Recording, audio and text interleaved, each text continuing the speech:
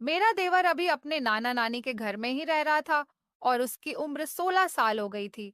और अब वह अपने ही घर या नहीं हमारे साथ ही रहने लगा था। एक दिन मैं घर पर अकेली, फिर देवर ने मुझे, दोस्तों मेरा नाम शिप्रा है।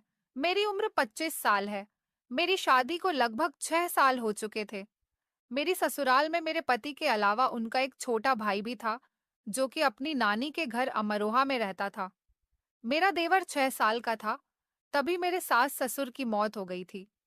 मेरे पति की कोई बहन नहीं थी, सिर्फ दो भाई ही थे।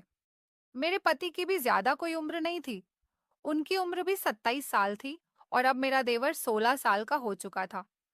जब मेरा देवर 6 साल का था और उसके माता पिता इस दुनिया से चले गए थे, तो उसके नाना नानी अपने साथ मेरे देवर को ले गए थे, क्योंकि वो उस टाइम बहुत छोटा था। मेरे पति काफी समझदार और बड़े थे। वो भी अपने नाना नानी के घर चले गए थे। लेकिन जब वो जवान हुए, तो उनके नाना नानी ने उनकी शादी जल्दी ही करने का फैसला कर लिया। मेरे पति की शादी मेरे साथ कर दी गई। उसके बाद मेरे पति ने फैसला किया कि अब शादी हो जाने के बाद वह अपने नाना नानी के घर पर नहीं रहेंगे, बल्कि अपने माता पिता के घर बरेली शहर में जाएंगे। मेरी शादी हुई तो अमरोहा में थी, लेकिन शादी के 1 महीने के बाद मेरे पति मुझे मेरे असली ससुराल, मतलब मेरे सास ससुर के घर में लेकर आ गए थे। नाना नानी को भी इस बात पर कोई ऐतराज नहीं था। मेरे पति ने बरेली में ही नौकरी करना शुरू कर दिया था, जबकि मेरा देवर अभी अपने नाना नानी के घर में ही रह रहा था और उसकी उम्र 16 साल हो गई थी। मेरी शादी को लगभग 6 साल गुजर गए थे और इस घर में मैं अकेली ही रहती थी। एक बार मेरी ज्यादा तबीयत खराब हो जाने पर जब मेरा देवर हमारे घर पर आया और वह मार्केट से सब्जी लेकर आया, तो वह रोज सब्जी के साथ साथ RS50 की फिटकरी भी लेकर आता था। झिझक की वजह से मैं उससे कुछ भी नहीं पूछ पाती थी, क्योंकि वह मेरा देवर था। और फिटकरी को लेकर खामोशी से मैं एक डिब्बे में रख दिया करती थी। लगभग पूरे 20 दिन के बाद मेरे पास फिटकरी बहुत सारी जमा हो गई थी। आखिरकार मैंने एक दिन अपने देवर को बुलाकर इसकी वजह पूछी, तो जो मेरे देवर ने मुझे वजह बताई, उसे सुनकर तो मेरे होश ही उड़ गए थे। क्योंकि उसने मुझे जब फिटकरी लाने की वजह बताई, तो मैं खुद भी कंफ्यूजन में चली गई थी। मेरे देवर की उम्र 16 साल थी। दर्द से मेरा बुरा हाल हो रहा था और मुझसे घर का कोई काम भी नहीं होता था। मेरा देवर उन दिनों अपने ननिहाल में रह रहा था। मैं अपने घर का सारा काम अकेले ही करती थी। ना मेरे सास ससुर थे और ना ही कोई और। इस बड़े से घर में मैं अकेली ही रहती थी अपने पति के साथ।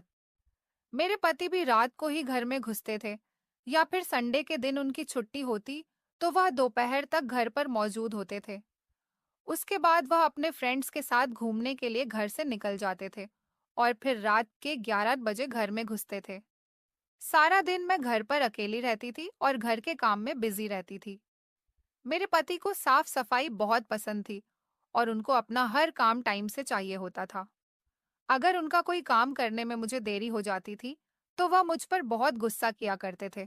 और हमारे घर में कोई नौकरानी भी नहीं थी, क्योंकि हम दो ही लोग तो रहते थे। लेकिन घर बहुत ज्यादा बड़ा था, इसलिए घर का काम भी ज्यादा ही होता था। घर के सारे काम की जिम्मेदारी सिर्फ और सिर्फ मुझ पर ही थी। एक दिन मेरी बहुत ज्यादा तबीयत खराब हो गई थी। घर का कोई काम भी नहीं हो रहा था।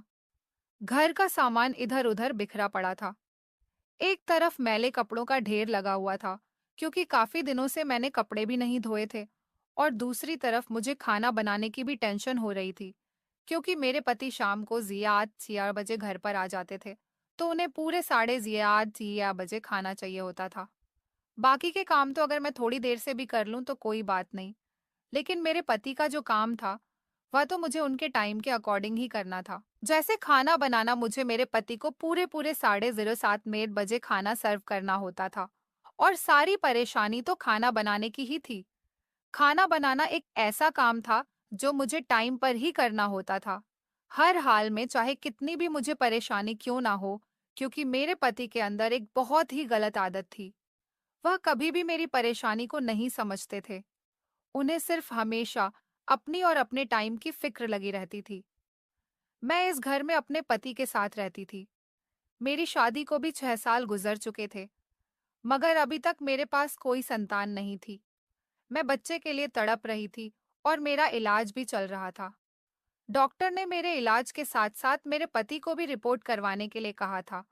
लेकिन मेरे पति ने जब रिपोर्ट करवाई, तो उनकी रिपोर्ट ठीक नहीं आई थी, जिसकी वजह से वह भी अब खामोश-खामोश से रहने लगे थे। वरना तो अब तक मेरे पति मुझे छोड़कर-छोड़कर दूसरी शादी कर चुके होते। मेरे पति के ननिहाल वाले तो इस बात को मानने के लिए भी तैयार ही नहीं थे कि मेरे अंदर नहीं, बल्कि उनके नाती के अंदर कमी आई है। अगर मेरे अंदर कोई परेशानी थी भी, तो इतनी ज्यादा नहीं थी जितनी मेरे पति के अंदर थी।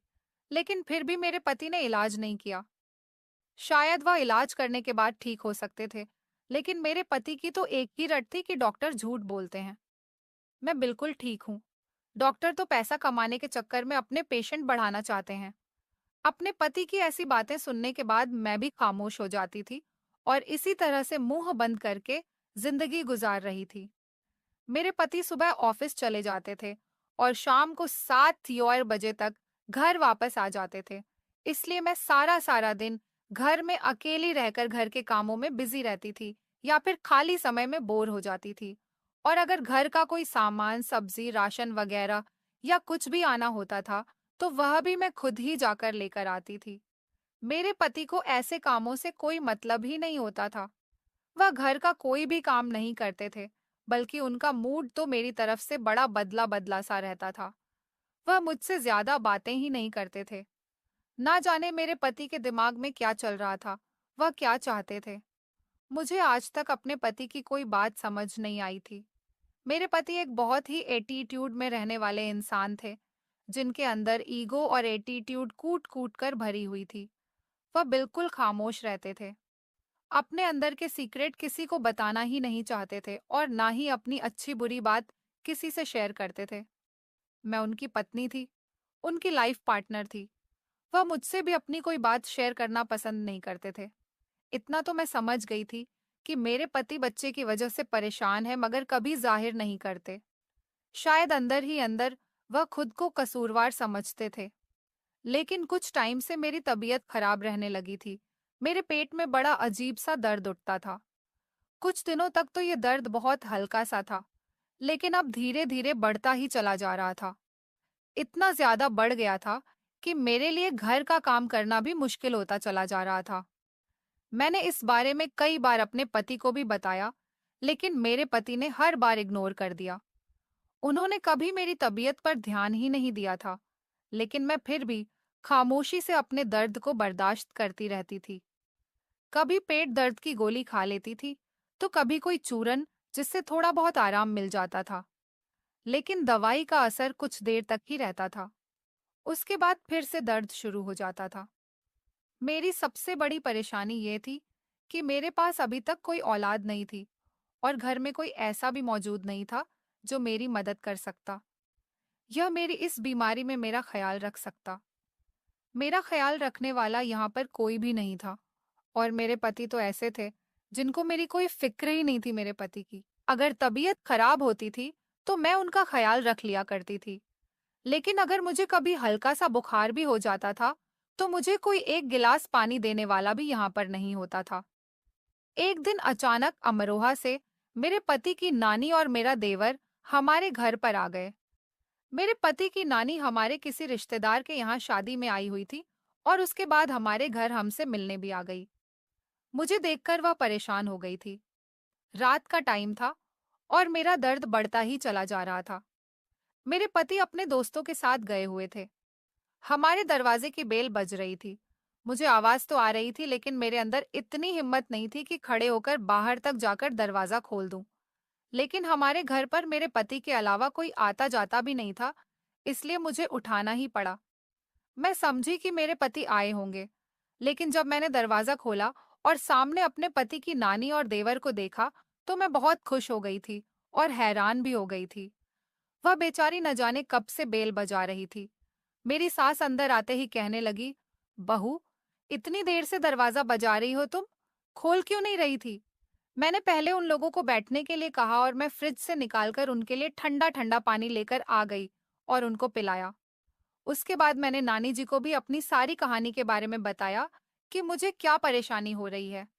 उन्होंने जब मुझे गौर से देखा तो मेरा चेहरा दर्द से पीला पड़ा हुआ था और मेरे चेहरे से साफ जाहिर हो रहा था कि मुझे बहुत कमजोरी हो गई है। नानी जी ने कहा, बहू, मैं जरा जल्दी में हूँ क्योंकि तुम्हारे नाना जी की तबीयत भी ठीक नहीं है, वरना मैं यहाँ पर तुम्हारा ख्याल रखने के लिए तुम्हारे पास रुक जाती। मेरी टिकट्स बुक है और तुम्हारे नाना जी भी फोन करके मुझे जल्दी बुला रहे हैं। मुझे हर हाल में अभी निकलना है। मैं तो यहाँ तुम लोगों से मिलने के लिए आई थी। सोचा यहाँ आई हूं तो तुम लोगों से मिलती ही चलूं, लेकिन घर पर अगर तुम्हारे नाना जी की तबीयत खराब ना होती तो मैं तुम्हारे पास जरूर रुक जाती और तुम्हें डॉक्टर के पास लेकर जाती। लेकिन मैं भी मजबूर हूँ, नहीं रुक सकती। नानी जी ने ऐसा कहा और फिर उन्हें एक आइडिया आया। उनके साथ मेरा 16 साल का देवर भी आया था। नाना जी ने कहा कि मैं तुम्हारे पास धीरज को छोड़कर जा रही हूँ, तुम इसके साथ डॉक्टर के पास चली जाना और यह तुम्हारा ख्याल भी रखेगा और तुम्हारे सारे काम भी करेगा। धीरज की इन दिनों वैसे भी स्कूल की छुट्टियां चल रही हैं और वैसे भी इस टाइम तुम्हें किसी के सहारे की बहुत जरूरत है। धीरज के पास कुछ कपड़े तो है, बाकी के कपड़े मैं भिजवा दूंगी। धीरज बहुत काम का बच्चा है, वैसे भी यह तुम्हारा देवर है। यह तुम्हारा ख्याल नहीं रखेगा तो और कौन रखेगा। नानी जी मेरे लिए बहुत फिक्रमंद हो रही थी, इसलिए उन्होंने मेरे देवर धीरज को हमारे घर पर छोड़ दिया और उसके बाद वह अपने घर अमरोहा चली गई। इससे पहले जब मैंने अपने देवर को देखा था तो वह काफी छोटा और कमजोर सा लड़का था, लेकिन अब तो अच्छा खासा बड़ा और हेल्दी लग रहा था। वह लंबाई में बिल्कुल अपने बड़े भैया पर गया था। मेरे पति भी अपनी उम्र से ज्यादा बड़े लगते थे। इसी तरह से मेरे देवर की उम्र भी अभी सिर्फ 16 साल की थी, लेकिन देखने में वह 22 साल का लड़का लग रहा था। जिसके साथ साथ धीरज बहुत खामोश बिहेवियर वाला लड़का था और उसका नेचर भी अच्छा था। लेकिन वह मुझसे अभी ज्यादा घुला मिला नहीं था क्योंकि वह हमारे घर पर नहीं रहता था और मेरे साथ ज्यादा टाइम नहीं रह पाया था। नाना नानी जी का घर भी हमारे घर से बहुत दूर था और अपनी पढ़ाई की वजह से वह यहाँ पर आता भी नहीं था और हम लोग उनसे दूर यहाँ पर अपनी परेशानियों में उलझे हुए थे। बस कहीं जाने का टाइम ही नहीं मिलता था। फिलहाल नानी जी 2-3 घंटे मेरे पास रुककर चली गई थी और धीरज मेरे पास रुक गया था। नानी जी के कहने पर वह मुझे अगले दिन डॉक्टर के पास भी ले गया था। मेरे पति को भी धीरज के घर आने से बहुत खुशी मिली थी। डॉक्टर के यहाँ मैं खुद भी जा सकती थी, लेकिन अकेले जाने से मुझे बहुत डर लगता था क्योंकि मैं ज्यादा रास्ते नहीं जानती थी। हमारा घर बहुत सुनसान एरिया में था, इसलिए मैं घर से ज्यादा बाहर भी नहीं निकलती थी और अस्पताल भी हमारे घर से बहुत दूर था, तो जाते जाते बहुत देर हो जाती थी। धीरज मुझे अपने भैया की बाइक पर बैठाकर डॉक्टर के पास लेकर चला गया था। लगभग 20 मिनट का रास्ता तय करने के बाद हम अस्पताल तक पहुंच गए थे। काफी देर के बाद मेरा नंबर आया तो मैं धीरज के साथ ही डॉक्टर के केबिन में चली गई थी। धीरज भी एक तरफ को साइड में खामोशी से बैठ गया था। डॉक्टर ने मेरा अल्ट्रासाउंड किया और एक बड़ी अजीब सी बीमारी के बारे में बताया था। डॉक्टर ने बताया था कि यह एक ऐसी बीमारी है जो बढ़ती हुई उम्र के साथ साथ बढ़ती रहती है। हमारे देश में लगभग 80% औरतों के अंदर यह प्रॉब्लम पाई जाती है। इस बीमारी में दो तरह की तकलीफ होती है। एक तो इसमें औलाद नहीं हो पाती और पेट में बहुत तेज दर्द होता है। यह बीमारी यूट्रस में सूजन की वजह हो सकती है। आपके यूट्रस पर सूजन आ गई है। अगर औरत को पहले से ही बच्चा होता है तो फिर उसका दूसरा बच्चा बहुत मुश्किल से होता है और बहुत टाइम के बाद होता है। इसका इलाज सिर्फ इतना है कि औरत को लंबा इलाज करना होता है, लगभग 1 साल का, और परहेज तो बहुत ही ज्यादा करना है। और इसका हल सिर्फ यही है कि आपको जल्द से जल्द अपनी सूजन को खत्म करना होगा, वरना आप कभी माँ नहीं बन सकेंगी। मैंने डॉक्टर से पूछा, इसमें इलाज का कितना खर्चा आ जाएगा?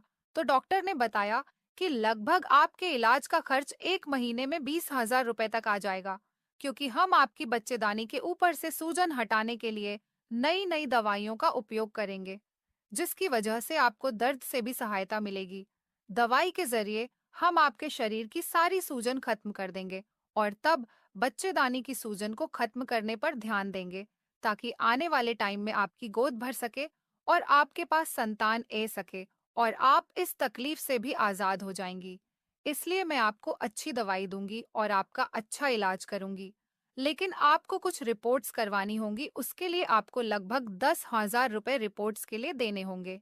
धीरे धीरे ट्रीटमेंट शुरू होगा, तो आपकी बॉडी पर काफी असर फील होने लगेगा और आपका दर्द भी कम होने लगेगा। और दर्द एक दिन बिल्कुल ठीक हो जाएगा, क्योंकि जिस इंसान के शरीर में सूजन होती है, उसको काफी सारी प्रॉब्लम्स हो जाती है। पैसों की बात सुनकर तो मैं खामोश हो गई थी, क्योंकि 10,000 रुपए मेरे लिए बहुत बड़ी रकम थी।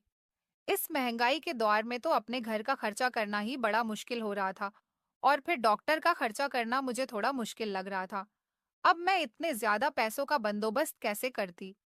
मेरे पास तो सिर्फ 2 या 3 हजार ही रहते थे। 2 दिन की दवाई लेने के बाद खामोशी से उठकर हम लोग वहां से चले आए थे। सारे रास्ते मुझे यही टेंशन हो रही थी कि इलाज के लिए पैसों का बंदोबस्त कैसे होगा, और टेंशन की वजह से मेरी हालत खराब होती जा रही थी, क्योंकि मेरे पति मुझे खर्च करने के लिए पैसे नहीं देते थे। कभी कभी पैसे दे दिया करते थे, और उन्हें तो मेरी कोई फिक्र ही नहीं रहती थी। अगर मैं उन्हें अपनी तबीयत के बारे में बताती और इलाज के पैसे मांगती, तो वह उस पर भी ध्यान नहीं देते। इसलिए मुझे टेंशन ज्यादा हो रही थी। 2 घंटे बाद जब हम घर पहुंचे, तो मैं बहुत ज्यादा उदास हो गई थी और मेरा दर्द भी बहुत बढ़ गया था। अब धीरज ने मेरी हालत देखी, तो मुझसे कहा कि भाभी, आप आराम करो, मैं आपकी दवाई लेकर आता हूँ। पहले तो धीरज ने मुझे खाना सर्व किया और उसके बाद मुझे दवाई दी। दवाई खाने के बाद मैं थोड़ी देर सोने के लिए लेट गई थी, लेकिन मेरे दिमाग में यही था कि मुझे खाना बनाना है। घर के बहुत सारे काम भी पड़े हुए हैं। मुझे दर्द में भी आराम नहीं मिल पा रहा था। फिर मुझे शाम की चाय भी बनानी थी। मैं ये सब कुछ सोच ही रही थी कि इतने में ही धीरज चाय का कप लेकर मेरे कमरे में आ गया और खामोशी से रखकर वापस चला गया। मैंने चाय पी तो मुझे दर्द से कुछ आराम मिल गया था। मैंने कभी पहले सुना था कि पेट में अगर दर्द हो तो कोई गर्म चीज पीनी चाहिए। फिर मुझे याद आया कि मुझे कपड़े भी तो धोने हैं, कपड़े भी बहुत हो गए हैं, और फिर रात का खाना भी बनाना है। शाम के 6 बज चुके थे। मेरे पति 07 बजे आते थे, तो उन्हें 07:30 बजे खाना चाहिए होता था। मैं जैसे ही खाना बनाने के लिए उठकर किचन की तरफ गई, तो मैंने देखा कि मेरा देवर किचन में खड़ा हुआ खाना बना रहा था। मैंने बड़ी हैरानी से उसकी तरफ देखा तो उसने कहा, भाभी, मुझे आदत है, मैं नानी के घर भी नानी के साथ काम में मदद करवा देता हूँ। आपको खाना बनाने की कोई जरूरत नहीं। मुझे दाल और रोटी बनाना आता है, मैं दाल रोटी बना लूंगा। मैंने अपने देवर से कहा, नहीं, तुम्हारे भैया को हर किसी के हाथ का खाना पसंद नहीं आता, इसलिए खाना तो मुझे ही बनाना पड़ेगा। धीरज की बातें मुझे बड़ा हैरान कर रही थी। वह लगभग 16 साल की उम्र का लड़का था, और बातें कोई 20-22 साल वाले समझदार लड़के की तरह कर रहा था। कुछ बच्चे टाइम से पहले ही जवान और समझदार हो जाते हैं। धीरज भी उन्हीं लड़कों में से एक था। मैंने धीरज से कहा, तुम खाना मत बनाओ, जैसा भी होगा मैं खुद खाना बना लूंगी। आज खाने में सब्जी बना लेते हैं, इसलिए तुम मार्केट से जाकर सब्जी ले आओ। तुम बस मुझे सब्जी ला दो, मैं खाना बनाना शुरू करती हूँ। मैंने धीरज को पैसे दिए और वह सब्जी लेने के लिए बाजार चला गया था। थोड़ी देर के बाद जब वह घर वापस आया, तो मैंने सामान चेक किया। सारा सामान पूरा था, लेकिन एक बड़ी अजीब सी चीज थी जो सामान के साथ ही निकली थी। मैंने बड़ी हैरानी से पैकेट को खोलकर देखा, तो उसके अंदर फिटकरी थी। धीरज बाजार से फिटकरी लेकर आया था। मैं सोच में पड़ गई थी कि वह यह फिटकरी क्यों लेकर आया है, लेकिन मैंने उसे फिटकरी के बारे में कुछ नहीं पूछा। मुझे लगा कि शायद वह गलती से लेकर आ गया होगा। लेकिन अगले दिन फिर जब मैंने अपने देवर से सामान मंगाया, तो सामान के अंदर फिर से फिटकरी निकली। अब वह हर दिन ही सामान के साथ साथ मार्केट से फिटकरी लाने लगा था। मैं उससे कुछ भी मंगवाती, तो वह RS50 की फिटकरी जरूर लेकर आता था। मैं उस फिटकरी को एक डिब्बे में करके रख दिया करती थी, लेकिन इतनी ज्यादा फिटकरी मेरे पास इकट्ठी हो गई थी कि फिटकरी का पूरा डिब्बा ही भर गया था। यहाँ तक कि फिटकरी का ढेर लग गया था। मेरा देवर धीरज बड़ा मासूम लड़का था और बहुत सीधा था। मेरे अंदर हिम्मत नहीं हो रही थी कि मैं उसे फिटकरी के बारे में किस तरह से पूछूं कि वह आखिर सामान के साथ साथ फिटकरी क्यों लेकर आता है। धीरज के आने से सिर्फ मुझे ही नहीं, बल्कि मेरे पति को भी बहुत आसानी हुई थी। उन्हें भी अगर बाहर से कुछ मंगवाना होता था तो वह धीरज को भेज देते थे, वरना तो वह पहले ऑफिस से इतने थके हुए आते। उन्हें भी अगर बाहर से कुछ मंगवाना होता था तो वह धीरज को भेज देते थे और उसके बाद अपने दोस्तों के साथ घूमने के लिए निकल जाते थे। अगर उन्हें कोई काम याद आ जाता तो वह धीरज से ही करवा लेते थे। धीरज के आ जाने से हम दोनों पति पत्नी के काम बहुत आसान हो रहे थे। जिन पति पत्नी के बच्चे नहीं होते, उनका दर्द शायद ही दुनिया में कोई समझ सकता है। हम पति पत्नी भी इस तरह की परेशानी से ही गुजर रहे थे। मेरे पति में तो कमी थी, लेकिन अब मेरे अंदर भी तरह तरह की बीमारियां पैदा हो गई थी और मेरे पास अब इलाज करवाने के पैसे भी नहीं थे। मेरे पति तो इलाज करने में मेरा साथ नहीं दे सकते थे। इधर धीरज हम दोनों पति पत्नी के लिए बहुत सारी आसानी पैदा कर रहा था, लेकिन उसके साथ ही धीरज एक बहुत बड़ी प्रॉब्लम खड़ी कर रहा था और वह प्रॉब्लम थी फिटकरी की। मैंने सुना था कि फिटकरी औरतों की काफी सारी बीमारियों को दूर करती है और इन्हीं बीमारियों को खत्म करने के लिए फिटकरी का इस्तेमाल किया जाता है। यह सारी बातें मुझे पहले से ही पता थी, क्योंकि मैंने लोगों को इस तरह की बातें करते हुए सुना था। लेकिन मुझे अपने देवर से यह बात पूछने में बहुत शर्म आ रही थी कि आखिर वह फिटकरी क्यों लेकर आता है। क्या उसने मेरी और डॉक्टर की सारी बातें सुन ली थीं? मैं तो यही सोच सोच कर थक चुकी थी। कभी कभी तो मुझे गुस्सा आ जाता था कि अपने देवर से मना कर दूं कि वह फिटकरी घर में लेकर ना आया करे, लेकिन मैं कुछ भी नहीं कर सकती थी। वह मेरा देवर था। मैं उससे गुस्से में बात नहीं कर सकती थी और फिर वह मेरी इतनी मदद कर रहा था। एक दिन मैंने बड़ी हिम्मत करके धीरज से सवाल किया फिटकरी के बारे में कि तुम रोजाना RS50 की फिटकरी घर में लेकर क्यों आते हो? मेरा सवाल सुनने के बाद धीरज ने मुझे एक ऐसी बात बताई जिसे सुनकर मेरे होश उड़ गए थे और मैं धीरज की बातों को सोचती रही। धीरज ने बताया कि फिटकरी लाने का मतलब यह है कि हम पति पत्नी रात को कमरे में आपस में बातें करते थे। मेरे पति मुझसे झगड़ रहे होते थे और हमारा झगड़ा धीरज दरवाजे पर कान लगाकर सुन रहा होता था। ये बात तो मुझे बड़ी शर्मिंदा करने वाली लगी थी। मैं अपने देवर की बात सुनकर शर्मिंदा हो गई थी। मेरा दिल कर रहा था कि मैं अपने देवर की नजरों से गायब हो जाऊं। अब मुझे सब कुछ समझ आ गया था।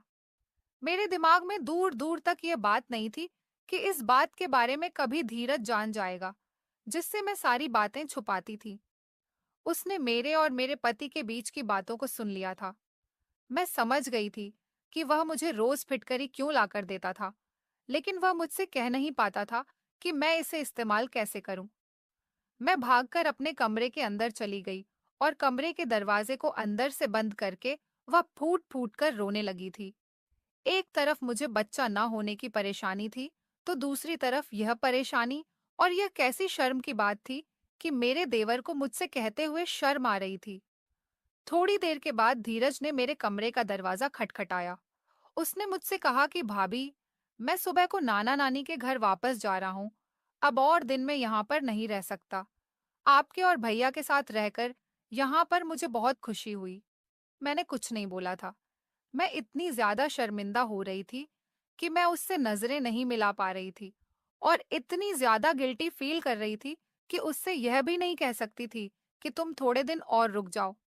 अगले दिन निकलते ही धीरज 060 बजे की ट्रेन से अमरोहा वापस चला गया था। उसके यहाँ पर होने से मुझे बहुत ज्यादा आसानी थी और उसके जाने के बाद दिन ब दिन परेशानी बढ़ती चली जा रही थी। धीरज को गए हुए लगभग एक हफ्ता हो गया था। एक दिन मैं फिटकरी के डिब्बे को निकालकर बाहर ले आई। उस फिटकरी को देखकर मुझे धीरज की बातें याद आने लगी थी, तो बड़ा अजीब सा एहसास हुआ। मेरा दिल किया कि मैं यह सब बाहर कचरे में फेंक देती हूँ, लेकिन फिर मैंने सोचा कि धीरज जी सब कुछ मेरी भलाई के लिए ही तो कर रहा था। उसने कुछ गलत तो नहीं किया था। मैंने थोड़ी सी फिटकरी उठाई और नहाने के पानी में डाल दी। थोड़ी देर के बाद फिटकरी पानी में घुल गई, तो मैं उस पानी से नहा ली। मैं काफी दिनों तक उस फिटकरी वाले पानी से नहाती रही और फिर धीरे धीरे मेरी बीमारी खत्म हो गई। मेरी यही बीमारी थी। मेरी बॉडी से बहुत ज्यादा बदबू आती थी और मैं घर में अकेली रहती थी, इसीलिए कोई इस बदबू को ज्यादा महसूस नहीं कर पाता था। लेकिन मेरे पति तो रात को मेरे साथ रहते थे। मैं खुद को साफ सुथरा रखने की बहुत कोशिश करती थी, लेकिन यह एक बीमारी थी। रोजाना मैं फिटकरी वाले पानी से नहाती थी। धीरे धीरे नहाते हुए मुझे लगभग 1 महीना गुजर गया था और मेरी बॉडी से बदबू खत्म होती जा रही थी। यहाँ तक कि मेरी सारी बीमारियां भी कम होने लगी थी। पहले तो रोज मेरे पति मुझसे झगड़ा किया करते थे। इस बात पर मेरे पति यही कहते थे कि मुझे तुम्हारे शरीर से बहुत बदबू आती है। एक रात मेरे पति इसी बात पर मुझसे झगड़ा कर रहे थे। तभी धीरज ने हमारी बातें सुन ली थी और उसने बताया कि आपकी बातें सुनने के बाद ही मैं रोजाना आपके लिए बाजार से फिटकरी लेकर आता था, ताकि मैं उस पानी से नहाकर अपनी बीमारी से जान छुड़ा सकूं। धीरज ने बताया कि अमरोहा में उसके पड़ोस में रहने वाले एक आदमी को भी यही बीमारी हो गई थी। उसके रोजाना नहाने के बावजूद भी उसके शरीर की बदबू नहीं जाती थी और इसी वजह से उसकी पत्नी उसे छोड़कर चली गई थी। वह लोगों को मुंह दिखाने काबिल नहीं रहा था। उसने बताया कि हम आस पड़ोस के लोग भी उससे दूर ही रहा करते थे, लेकिन उसने फिर किसी डॉक्टर का इलाज किया। डॉक्टर ने बताया कि तुम फिटकरी वाले पानी से नहाना शुरू कर दो। धीरे धीरे तुम्हारी परेशानी खत्म हो जाएगी। और जैसे ही उस आदमी ने फिटकरी वाले पानी से नहाना शुरू किया, तो उसकी सारी बीमारी खत्म हो गई और उस आदमी की दूसरी शादी भी हो गई थी। मैंने महसूस किया कि मेरी बॉडी से निकलने वाली बदबू की वजह से मेरे पति मुझसे रोज झगड़ा करते रहते थे। अब उनकी यह शिकायत भी खत्म हो गई थी। मैं हैरान थी कि कैसे मेरी परेशानी मेरा देवर समझ गया था और उसने मेरी मदद की। वरना मुझे तो लग रहा था कि मेरी इस बदबू वाली बीमारी के बारे में अगर किसी को पता चल गया तो मेरी बड़ी इंसल्ट होगी। लेकिन मेरे देवर ने मेरी सारी परेशानी खत्म कर दी थी। वह मुझे बताने में बहुत शर्माता था और मैं भी बहुत शर्माती थी, और इसी शर्मिंदगी की वजह से मैंने कभी उसे यह सवाल नहीं किया था। लेकिन धीरज के चले जाने के बाद मुझे ऐसा लगता था कि मेरे पति के घर के साथ साथ उसका भी इस घर पर उतना ही हक है। मैंने अपने पति से कहकर धीरज को हमारे घर परमानेंट रहने के लिए बुला लिया था और मेरी जिंदगी से अकेलापन भी दूर हो गया था। नाना नानी जी ने धीरज को हमारे घर पर भेज दिया था। धीरे धीरे मेरी बीमारी भी दूर हो गई थी। मैंने अपने सोने के कुंडल बेच दिए और अपना इलाज भी करवा लिया था। वैसे तो मेरा इलाज इतना ज्यादा लंबा भी नहीं चला था, क्योंकि फिटकरी के पानी से मेरे पेट की सूजन भी कम हो गई थी। अब मुझे वह दर्द भी होना बंद हो गया था। मेरा देवर हमारे घर पर आकर रहने लगा था। डॉक्टर से मेरे पति का भी ट्रीटमेंट शुरू हो गया था। मेरे पति अब मुझसे खुश रहने लगे थे। डॉक्टर ने दवाई के तौर पर मुझे कुछ गोलियां दी थीं। वह मुझे अपने पति को पानी में मिलाकर देनी होती थी। मेरे पति उस दवाई को आसानी से खा लेते थे, क्योंकि मेरे पति रात को सोने से पहले गर्म पानी पीते थे। मेरी दवाई भी चल रही थी और मेरे पति भी अपना इलाज ठीक तरह से कर रहे थे। लगभग 3 महीने इलाज करने के बाद मुझे पता चला कि मैं मां बनने वाली हूँ। मुझे तो इस खबर पर यकीन ही नहीं आ रहा था। मेरी खुशी के ठिकाने ही नहीं थे। मुझे यकीन नहीं हो रहा था कि इतनी जल्दी इलाज करने के बाद मुझे मां बनने की खुशी मिल जाएगी। मेरे पति की भी खुशी के ठिकाने नहीं रहे थे। भगवान ने मेरी सूनी गोद भी भर दी थी। 9 महीने पूरे होने के बाद मैंने एक प्यारे से बेटे को जन्म दिया था। मेरे पति ने पहले मेरे साथ जैसा भी बिहेवियर किया था, उसके लिए मुझसे माफी मांग ली थी। कहने लगे, आज के बाद मैं कभी तुमसे नाराज नहीं रहूंगा और हमेशा तुम्हारा ख्याल रखूंगा। अब मैं अपने पति और अपने बेटे के साथ इतनी ज्यादा खुश हूं कि मैं आप लोगों को बता भी नहीं सकती, क्योंकि धीरज ने जो हमारे साथ किया था, उसके बाद मेरे पति को एहसास हो गया था कि धीरज ने मेरा देवर होते हुए मेरा इतना ज्यादा साथ दिया था जितना कभी मेरे पति ने सोचा भी नहीं था। अब मेरा बेटा 4 साल का हो गया और मैंने अपने देवर धीरज की भी शादी कर दी। पहले मैं इतने बड़े घर में अकेली रहती थी। अब मेरे साथ मेरा बच्चा और मेरी देवरानी भी थी। तो दोस्तों, उम्मीद करती हूँ आपको हमारी कहानी पसंद आई होगी। कहानी पसंद आई है तो वीडियो को लाइक करें। चैनल पर नए हैं तो चैनल को सब्सक्राइब करें और नोटिफिकेशन को जरूर दबाएं, ताकि अगली अपडेट सबसे पहले आपको मिले। धन्यवाद।